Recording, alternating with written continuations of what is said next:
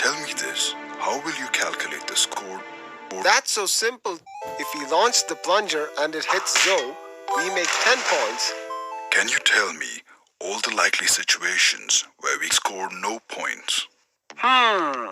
If we don't launch the plunger and Zoe crosses to another cliff, we make no points. Only Zoe would do that. Or, if the plunger misses, we make no points. But I think it won't happen. So to answer your question, there could only be two possible cases. Right, Theo. These are the possible situations which will get us either 0 or 10 points. Let me quickly sum up all the cases again. Case 1. If we don't launch the plunger, it cannot hit Zoe, so the score is 0. Case 2. If we launch the plunger and it hits Zoe, the score will be 10. And case 3. If we launch the plunger and it misses Zoe, the score will be 0. That pretty much sums it up. So, how will you calculate the total score? Total score will be simply the sum of points scored in 3 rounds. Boy, you know it all. It's time to play the game and do the scoring. Cool! The scores are set to 0 as the game is yet to begin.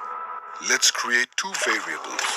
One to carry the points scored in each round, and the other to calculate the total score.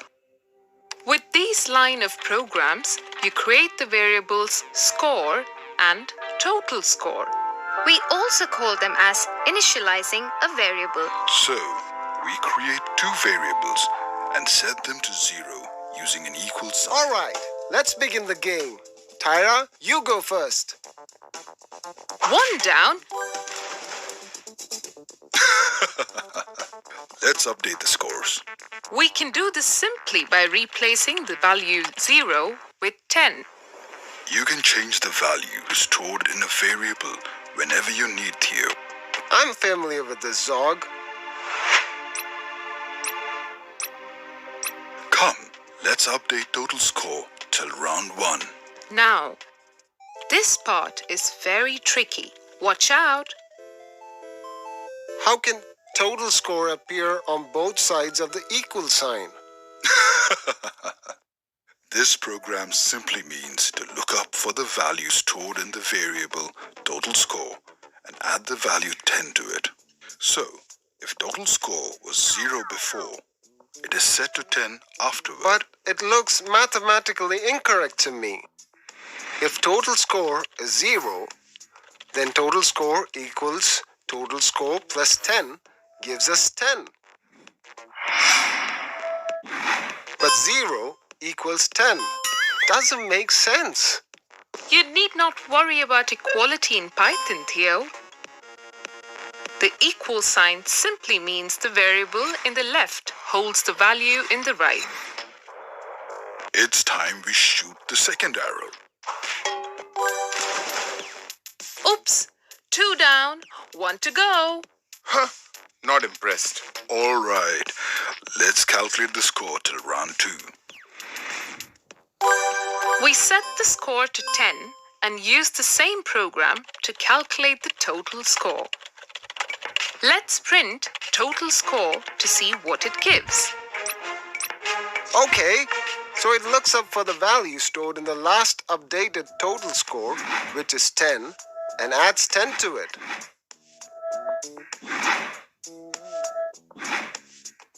You're catching up quick. You see, it's simple. Let's move to round 3.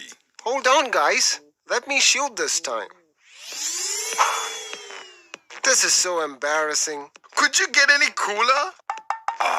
Never mind. This time you do the scoring. Sure, Zog. We set the score to 0 as we didn't make any points. Next, we use the same program to calculate the final score. Let's print to see what it gives now. It says 20, but Zog, why complicate?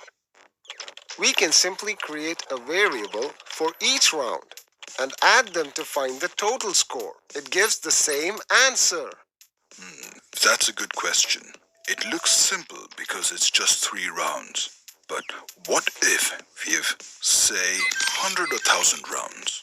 First, we need to create a new variable for each round.